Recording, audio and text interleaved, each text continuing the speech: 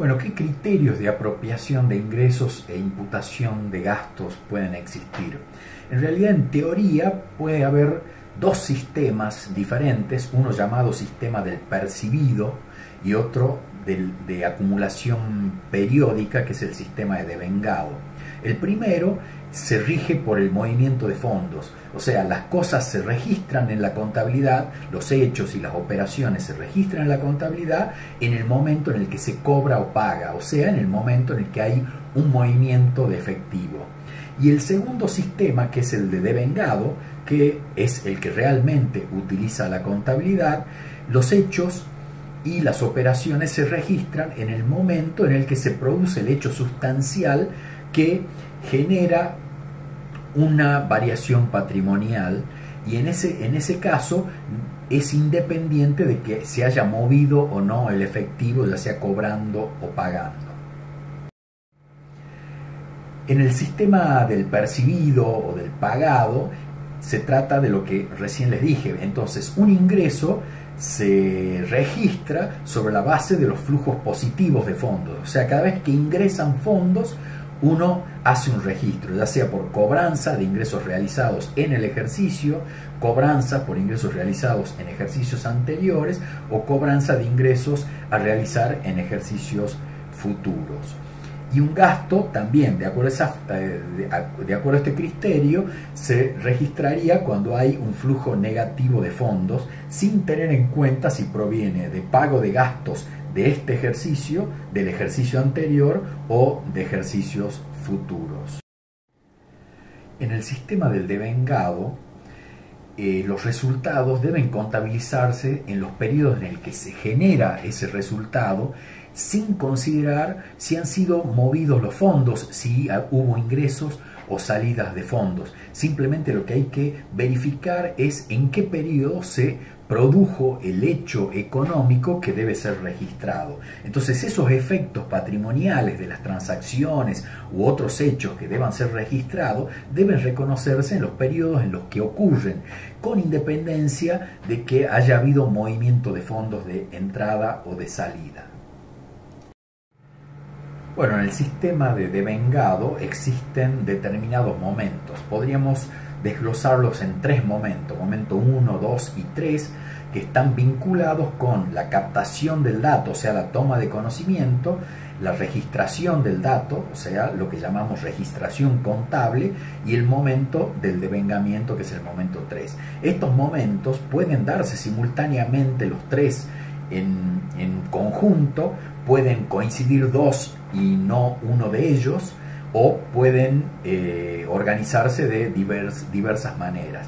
Si el momento 1 y el momento 2 coinciden, se dan simultáneamente, las operaciones y hechos son de registración inmediata. Si el momento 1 y el momento 2 no coinciden en el tiempo, entonces decimos que las operaciones y hechos son de registración diferida. Acá tenemos una vinculación entre los tres momentos. En este caso, el primero, tenemos que el momento 1 coincide con el 2 y también con el 3. Entonces, en ese caso tenemos no solo registración inmediata, sino también devengamiento inmediato. El devengamiento se produce en ese mismo momento. En la próxima diapositiva vamos a ver ejemplos de lo que estamos viendo acá. Podemos tener la posibilidad de que el momento 1 coincida en el tiempo con el momento 2, pero a su vez estos no coincidan con el momento 3, que es el del devengamiento. Entonces hablamos de registración inmediata de las operaciones y hechos y un devengamiento diferido. Y por último, tenemos el tercer caso que podría darse, que es que no coincidan el momento 1 y el momento 2, o sea, el momento de la captación del dato y del registro no coinciden, pero ese momento 2, que es el de registración, puede coincidir con el momento del devengamiento. Y en ese caso decimos que las operaciones y hechos son de registración diferida, pero con devengamiento inmediato.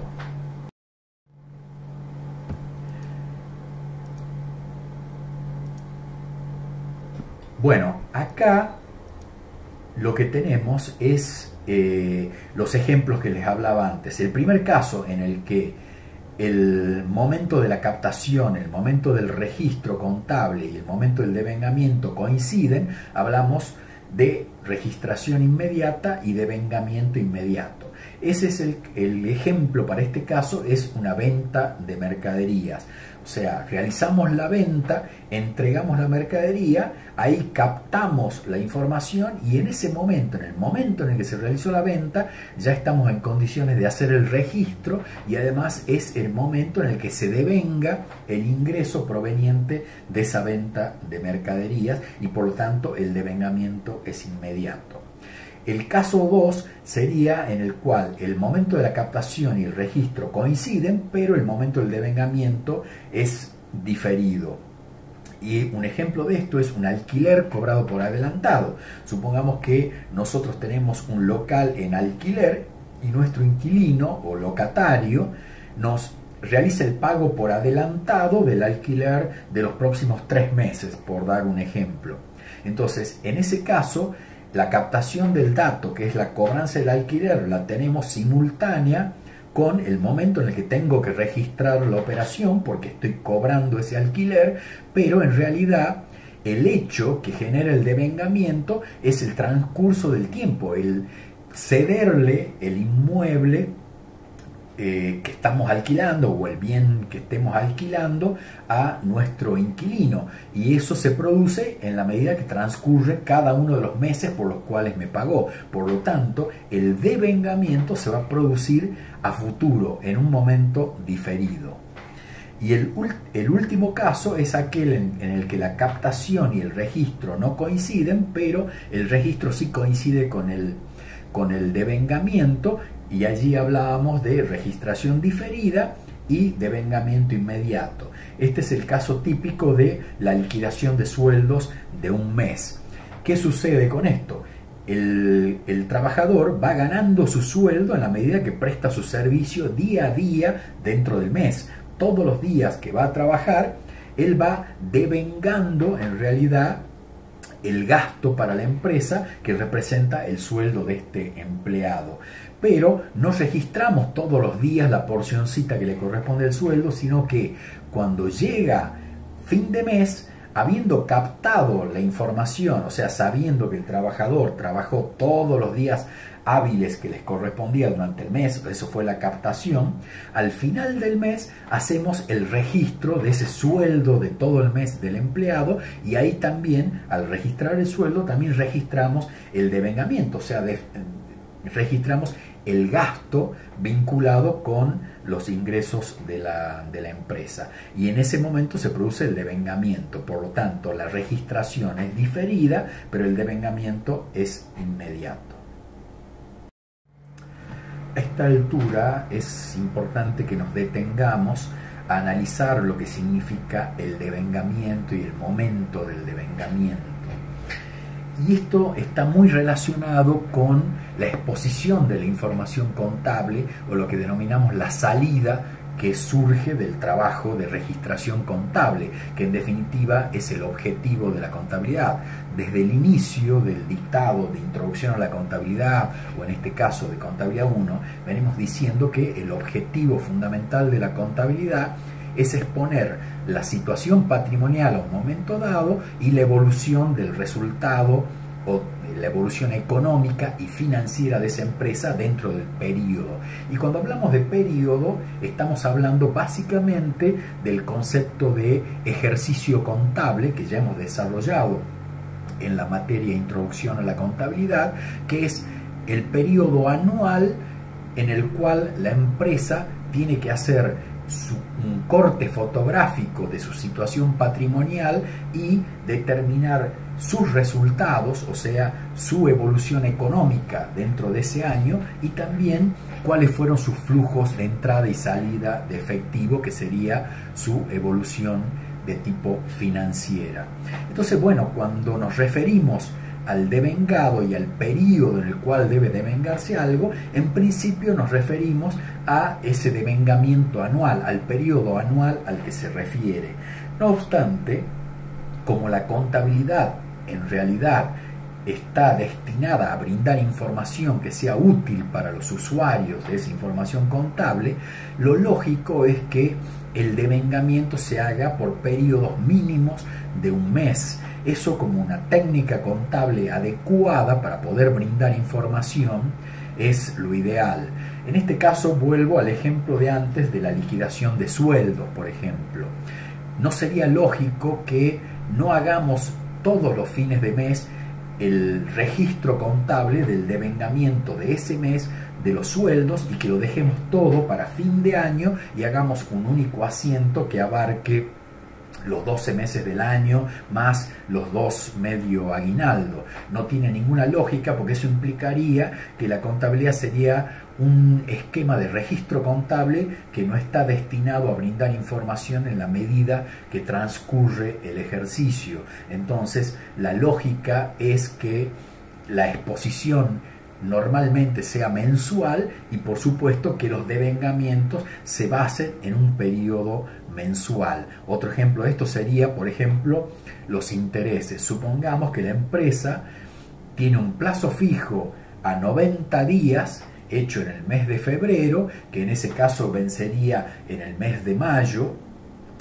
y la lógica es que yo pueda ir determinando cuánto de esos intereses corresponde a febrero, marzo, abril y la fracción que corresponda de mayo para el vencimiento, y no esperar a fin de año para recién registrar esa operación, porque eso sería no de tener disponible la información contable.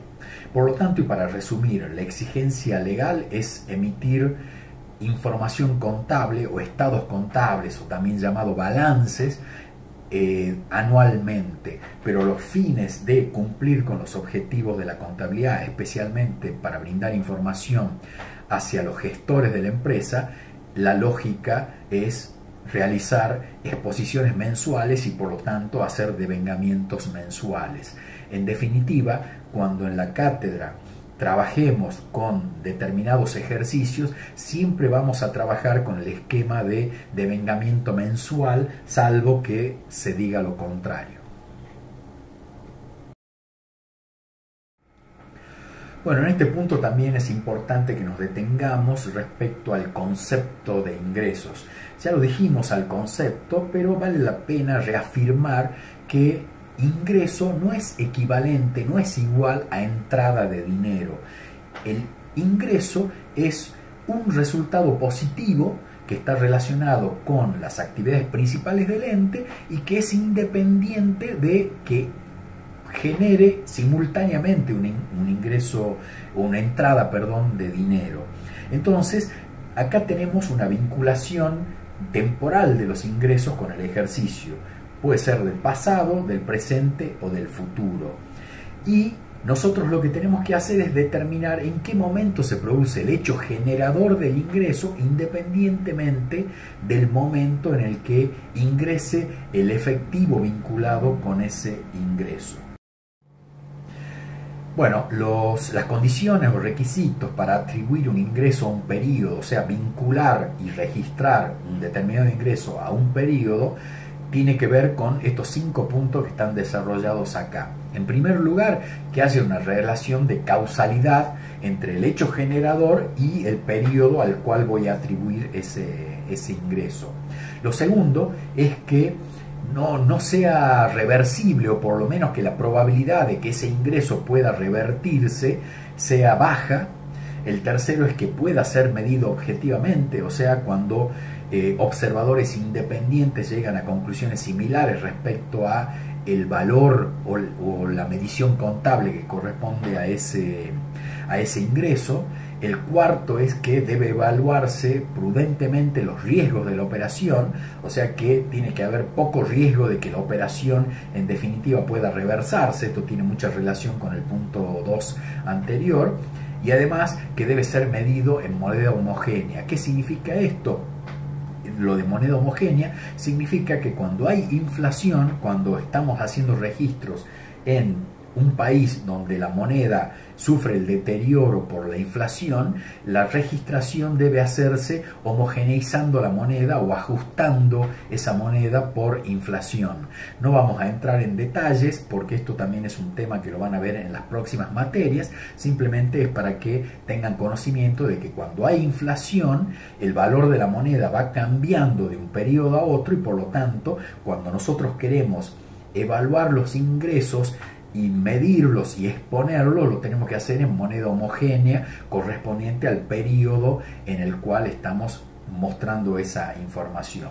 Entonces, bueno, acá recordemos un aumento de activo, una disminución de pasivo, un aumento de activo mayor a una disminución de un activo, un aumento de activo mayor a un aumento de pasivo, una disminución de pasivo superior a un aumento de pasivo o una disminución de pasivo superior a una disminución de activo, tienen un efecto favorable respecto al patrimonio neto, o sea, provocan un aumento en el patrimonio neto y todo eso es lo que podemos llamar un ingreso.